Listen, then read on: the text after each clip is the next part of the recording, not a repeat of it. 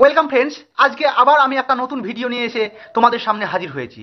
আজকে আমরা জানবো প্রেজেন্ট পারফেক্ট কন্টিনিউয়াস টেন্স সম্পর্কে। তো নাম শুনেই বোঝা যাচ্ছে টেন্সটা কি ধরনের হতে চলেছে। প্রেজেন্ট টেন্স, আবার তার সাথে পারফেক্ট এবং কন্টিনিউয়াস, তার সমন্বয়ে তৈরি হচ্ছে প্রেজেন্ট পারফেক্ট কন্টিনিউয়াস। আমরা জানি পারফেক্ট টেন্স মানেই তো ভার্বের 3 নাম্বার, আর কন্টিনিউয়াস সেটার মানেই তো ভার্বের সাথে আইএনজি। এ তো মহাবিপদ। একটাই টেন্স, তা সেই টেন্সে একটাই ভার্ব থাকবে, আবার সেই ভার্বের 3 করব না ভার্বের সাথে আইএনজি করব। সমস্যা। এই যেন মনে হচ্ছে বাঘ আর গরুতে একই নদীতে জল খেতে এসেছে। একই নদীতে খেতে আসলে তো বাঘ হয় গরুকে খেয়ে নেবে, গরু মারা যাবে। তো দেখা যাক গরু কিভাবে বাঁচবে, আর বাঘ আর গরুকে কিভাবে একই নদী থেকে জল খাওয়ানো হবে। আমি আমার এই স্বরচিত কবিতাটি থেকে প্রেজেন্ট পারফেক্ট কন্টিনিউয়াসের চেনা এবং তার গঠনের নিয়ম সম্পর্কে জেনে নিই।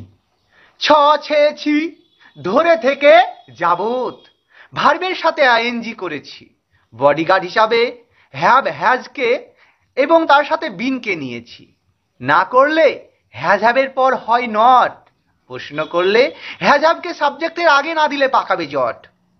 এবার কবিতাটি থেকে সহজেই মনে পড়ে যায় আমাদের কন্টিনিউয়াসের কথা। আরে এ তো ছেছি, সেই কন্টিনিউয়াসের ছেছি, তাহলে পার্থক্য কোথা থেকে থাকলো? আরে খ্যাপা, ধরে থেকে যাবতটাও যে রাখতে হবে। ধরে থেকে যাবত প্লাস ছেছি দুটোই যদি থাকে তবে আমি প্রেজেন্ট পারফেক্ট কন্টিনিউয়াস টেন্স বলবো। যেমন ধরো না, এই যেমন 5 ঘন্টা ধরে খেলছে। দেখো ধরেও আছে আবার ছেও আছে। রবিবার থেকে বৃষ্টি পড়ছে। দেখো থেকে আছে আবার ছে আছে। সহজেই চিনে নিতে পারবো প্রেজেন্ট পারফেক্ট কন্টিনিউয়াস টেন্স। আমাদেরকে একটু কেয়ারফুল হতে হবে। শুধু ছেছি দেখে আমি প্রেজেন্ট কন্টিনিউয়াস টেন্স করে দিলাম সেটা কিন্তু হবে না। তার সাথে ধরে থেকে যাবতটার দিকেও খেয়াল রাখতে হবে। আরে ধরে থেকে যাবত একটু দূরে থাকবে, কিন্তু অনেকটা দূরে। যেমন আমি 5 ঘন্টা ধরে খেলছি। দেখো ধরে কোথায় আছে, তারপরে ছে কোথায় আছে, আমি কোথায় আছে, এগুলোকে আমাকে দেখতে হবে। আরো একটা চেনার নিয়ম বলে দিচ্ছি, এখানে কিন্তু সময় উল্লেখ থাকবে। 5 ঘন্টা হতে পারে রবিবার থেকে, হতে পারে সোমবার থেকে, হতে পারে জানুয়ারি মাস থেকে, হতে পারে ফেব্রুয়ারি মাস থেকে, হতে পারে 2012 সাল থেকে, হতে পারে বা গ্রীষ্মকাল থেকে, হতে পারে। এরকম একটা সময় থাকবে। এবার একটু দেখা যাক এই যে ধরে থেকে যাবত বলছি, এর মধ্যে কি পার্থক্য আছে। ধরে থেকে যাবত, মনে করে একটা ছাগলকে তুমি মাঠে দিগড়ি দিয়েছো ঘাস খাওয়ানোর জন্য। যেখানে দিগড়ি দিয়েছো একটা নির্দিষ্ট জায়গায়, সেটাই তো পয়েন্ট। আর মনে করো তুমি ছাগলগুলো নিয়ে চড়াতে গিয়েছো, দিগড়ি দাওনি, তাহলে কি হবে? ছাগল যেখানে খুশি সেখানে চলে যাবে, তাহলে সেখানে পয়েন্ট খুঁজে পাবো না। এটা বলছে পিরিয়ড অফ টাইম। যেমন আমি বললাম যে রবিবার থেকে, দেখো রবিবার একটা টাইম, একটা সময়, সেখানে দিগড়ি দিয়ে দিয়েছি, সেখানে খুঁটিটাকে গেড়ে দিয়েছি। এবার তো আর যেতে পারবে না ছাগল বেশি দূর। সেই রবিবার থেকে একটা নির্দিষ্ট টাইম আমি বুঝে নিতে পারছি। আর যদি বলি 10 দিন ধরে, তাহলে সেক্ষেত্রে পিরিয়ড অফ টাইমকে ডিনোট করছে। সেক্ষেত্রে আমি বুঝতে পারছি না 10টা দিন কবে শুরু হয়েছে, জানুয়ারি মাস থেকে শুরু হয়েছে, না ফেব্রুয়ারি মাস থেকে শুরু হয়েছে, না মার্চ মাস থেকে শুরু হয়েছে, না 2012 সাল থেকে শুরু হয়েছে। 10টা দিন, তাহলে 10টা দিনের আমি টাইম খুঁজে, পয়েন্টটা খুঁজে পেয়েছি না যে কোন পয়েন্ট থেকে স্টার্টিংটা করব। কিন্তু 10টা দিন হবে, মানে অনেকটা সেই ছাগল চড়ানোর মতন হচ্ছে। ছাগলকে আমি খুলে দিয়েছি, যা ছাগল তুই এবার খেয়ে বেড়া, যার বাড়ি যাবি যা, যার মাঠে যাবি যা, যার লতা পাতা খাবি খেয়ে নে গায়, এইরকম ব্যাপার। আর যখন আমি পয়েন্ট, একটা নির্দিষ্ট পয়েন্ট বলবো, 2012 সাল থেকে, মার্চ মাস থেকে, ফেব্রুয়ারি মাস থেকে, মার্চ মাসের 20 তারিখ থেকে, তখন হবে পয়েন্ট অফ টাইম, অর্থাৎ ফ্রম বা সিন্সের মধ্যে যে কোনো একটা। সেক্ষেত্রে খেয়াল রাখো, তুমি যদি ফর 10 ডেজ, 10 দিন ধরে, কেউ ভুল করে লিখে ফেলো 10 দিন থেকে, এটা পুরোই ভুল। 10 দিন থেকে হয় না, 10 দিন ধরেই হয়। তাহলে চলো নিচের বাক্যগুলিকে আমরা ইংরেজিতে অনুবাদ করি।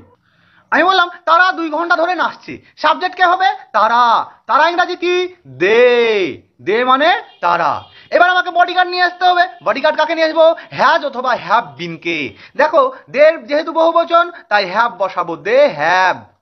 এবার আমাকে কি করতে হবে? বিন। দেখো হ্যাভের পর বিন হয়ে গেছে, ভার্বের থার্ড ফর্ম হয়ে গেছে। আবার এবার কি বলছে? নাচছে। নাচা ইংরাজি কি? প্লে। যেহেতু ছে আছে তাই আইএনজি। আমি একটু আগে, আমি ভিডিওর শুরুতেই বলেছিলাম যে ভার্বের 3 নাম্বার এবং আইএনজি একসাথে বসাবো, সেটাই হয়েছে। বি ভার্বের থার্ড ফর্ম বিন হয়ে গেছে এবং ভার্বের সাথে আইএনজি প্লেইং হয়ে গেছে। তাই দে হ্যাভ বিন প্লেইং। এবার আগে কি করতে হবে? 2 ঘন্টা করলে হবে না, ধরেটাকে আগে দিতে হবে। ধরে ইংরাজি কি? ফর। ফ্রম হবে না, ফর 2 আওয়ার্স। আমার নিজের বাক্যটিকে যদি দেখি, সে কি সোমবার থেকে গল্পটি লিখছে, এটা প্রশ্নবোধক, মানে বডিগার্ডকে প্রথমেই দিতে হবে, বাক্যের শুরুতেই দিতে হবে। সেক্ষেত্রে সে ইংরাজি কি হি, যেহেতু হি এর পর হ্যাজ বসে না হ্যাভ বসে, হ্যাজ বসে, তাই হ্যাজটাকে প্রথমে বসে দেবো, হি হ্যাজ, না বলে হ্যাজ হি। আর কি নিয়ে আসবো, ভার্বের 3 নম্বরও দিতে হবে বলেছি, বিন। বিন হলো একটা রেডিমেড ভার্ব, ছোট ছেলেকে বাচ্চা ছেলের মতন চকলেট ভুলে দেয় না, তাই হ্যাজকে বলে দিলে 3 নম্বর লে, তাই বি কে 3 নম্বর দিয়ে ভুলে দিয়েছে, হ্যাজ হি বিন। লিখছে ইংরেজি কি, রাইটিং। কেন রাইটিং, কারণ ছে আছে, ছে থাকলে আইএনজি করতে হবে, আর থেকে ইংরাজিটাকে আগে দিতে হবে না সোমবারকে আগে, অবশ্যই থেকে কে দিতে হবে, তাই ফ্রম আগে হবে আর সোমবারটা পরে হবে, সোমবার ইংরাজি মন্ডে। 3 নম্বর বাক্যে কি বলেছে, তারা সকাল থেকে দৌড়াচ্ছে, আমি এটা ভুল হয়ে গেছে, দৌড়াচ্ছে বলেছি, তারা ইংরেজি কি, দে। আর সকাল থেকে দৌড়াচ্ছে আবার একই রকম হবে, হ্যাভ। হ্যাভের পর ভার্বের 3 নম্বর বিন হয়, এবং দৌড়ানো ইংরাজি কি, run, R U double N I N G হবে এখানে, দৌড়াচ্ছে। এবার সকাল থেকে আগে থেকে করতে হবে ফ্রম, আর ইংরেজি সকাল ইংরেজি morning, they have been running from morning, বা সিন্স মর্নিংও করতে পারি। চলো তাহলে নিচের বাক্যগুলিকে একটু ভালো করে খেয়াল করি যে কোথায় এই বাক্যগুলির ভুল লুকিয়ে আছে। দেখা যাক, he has been eating rice from 10 days, খুব সহজেই বোঝা যাচ্ছে 10 দিন।